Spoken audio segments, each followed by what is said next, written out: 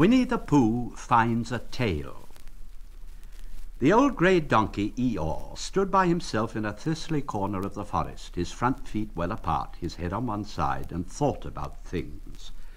Sometimes he thought sadly to himself, "Why?"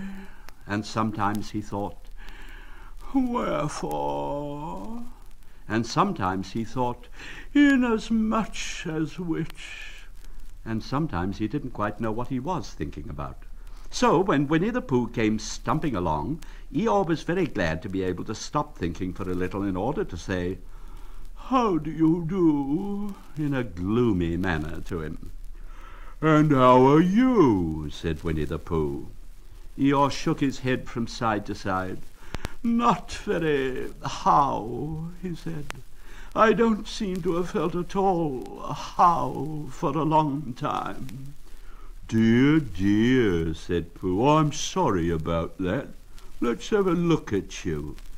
So Eeyore stood there gazing sadly at the ground, and Winnie the Pooh walked round him once. "Why, what's happened to your tail?" he said in surprise. "What has happened to it?" said Eeyore. "It isn't there." "Are you sure?" "Well, either a tail is there or it isn't there. You can't make a mistake about it, and yours isn't there." "Then what is?" "Nothing." "Let's have a look," said Eeyore, and he turned slowly round to the place where his tail had been a little while ago, and then finding that he couldn't catch it up, he turned round the other way until he came back to where he was at first, and then he put his head down and looked between his front legs. And at last he said with a long, sad sigh, "I believe you're right." "Of course I'm right," said Pooh. "That accounts for a good deal," said Eeyore gloomily. "It explains everything. No wonder." "You must have left it somewhere," said Winnie the Pooh. "Somebody must have taken it," said Eeyore. "How like them," he added after a long silence. Pooh felt that he ought to say something helpful about it, but didn't quite know what, so he decided to do something helpful instead. "Eeyore," he said solemnly, "I, Winnie the Pooh, will find your tail for you." "Thank you, Pooh," answered Eeyore. "You're a real friend." "Not like some," he said. So Winnie the Pooh went off to find Eeyore's tail.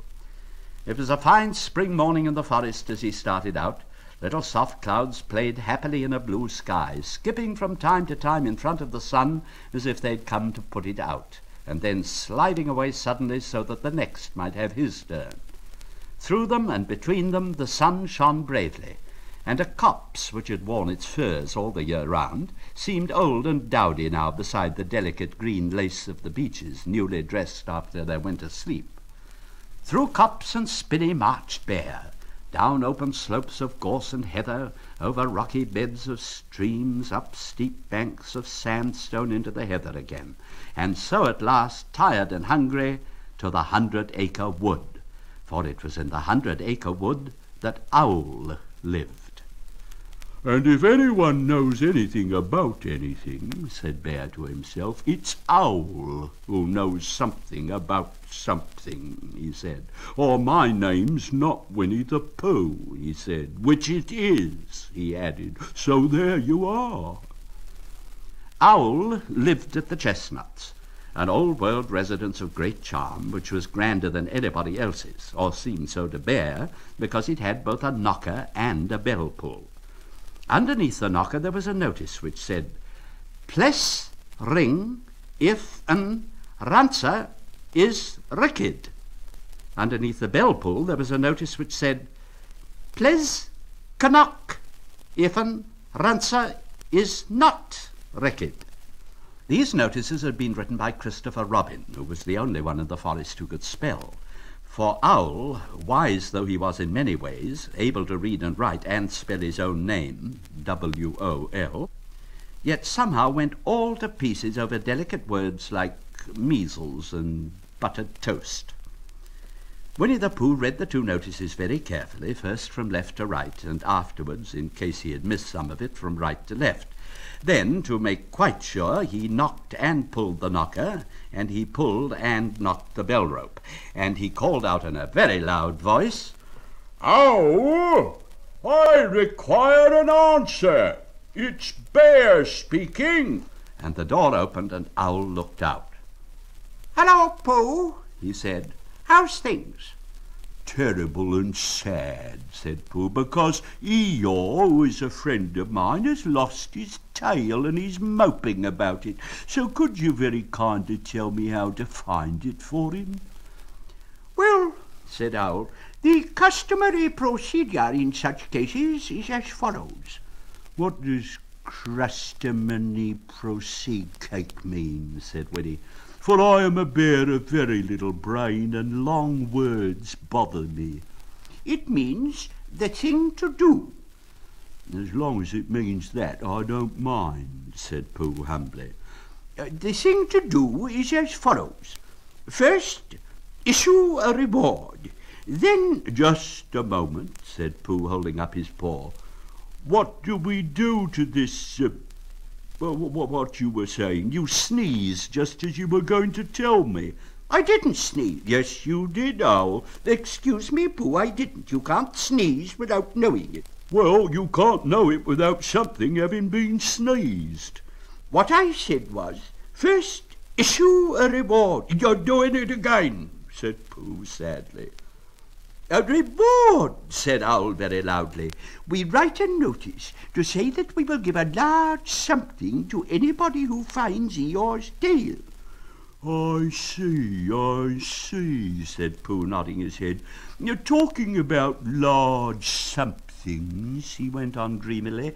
"I generally have a small something about this time in the morning," and he looked wistfully at the cupboard in the corner of Owl's parlour.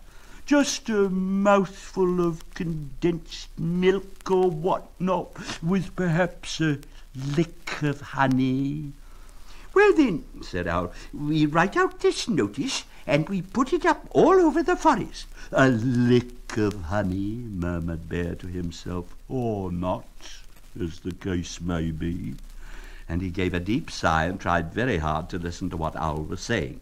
But Owl went on and on, using longer and longer words, until at last he came back to where he had started, and he explained that the person to write out this notice was Christopher Robin. "It was he who wrote the ones on my front door for me. Did you see them, Pooh?" For some time now Pooh had been saying yes and no in turn, with his eyes shut, to all that Owl was saying, and having said yes last time, he said no, not at all now, without really knowing what Owl was talking about. "You didn't see them?" said Owl, a little surprised. "Come out and look at them now." So they went outside, and Pooh looked at the knocker and the notice below it, and he looked at the bell rope and the notice below it. And the more he looked at the bell rope, the more he felt that he had seen something like it somewhere else some time before. "Handsome bell rope, isn't it?" said Owl. Pooh nodded. "It reminds me of something," he said, "but I can't think what. Where did you get it?" "I just came across it in the forest. It was hanging over a bush, and I thought at first somebody lived there, so I rang it, and nothing happened, and then I rang it again very loudly, and it came off in my hand, and as nobody seemed to want it, I took it home, and—" "Owl," said Pooh solemnly, "you made a mistake. Somebody did want it." "Who?" "Eeyore, my dear friend Eeyore. He was fond of it." "Fond of it?" "Attached to it," said Winnie the Pooh sadly. So with these words he unhooked it and carried it back to Eeyore. And when Christopher Robin had nailed it on in its right place again, Eeyore frisked about the forest, waving his tail so happily that Winnie the Pooh came over all funny and had to hurry home for a little snack of something to sustain him. And wiping his mouth half an hour afterwards, he sang to himself proudly, "Who found the tail? I said Pooh, at 1:45. only it was 11:15, really. I found the tail